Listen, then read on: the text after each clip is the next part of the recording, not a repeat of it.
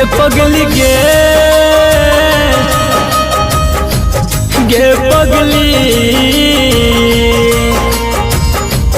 गे पगली गे पगली पगली गे पगली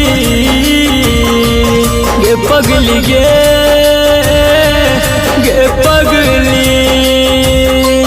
दिल लगा कर दिल तोड़ लागे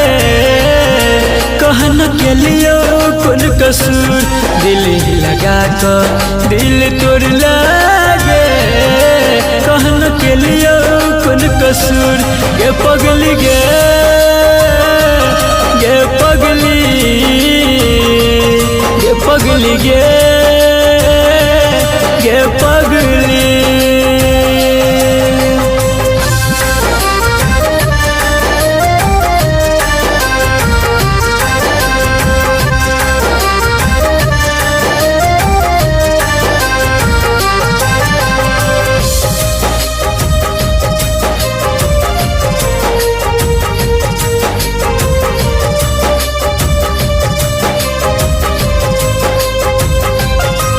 कके हमारा से वादा गे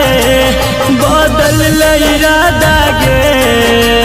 मान चलियो जान तोरा अपनों से ज्यादा गे कके हमारा से वादा गे बदल इरादा गे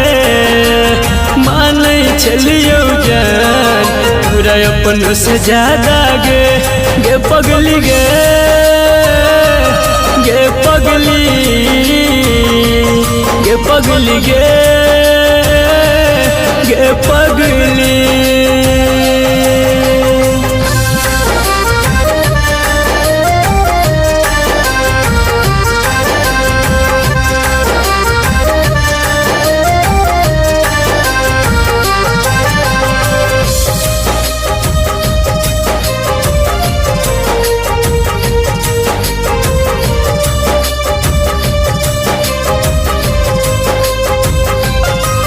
सब दिन कन लही गे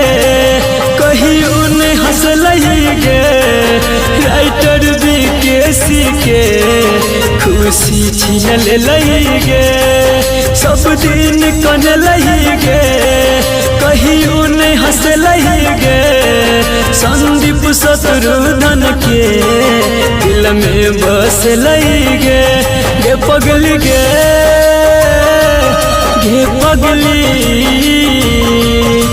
पगली गे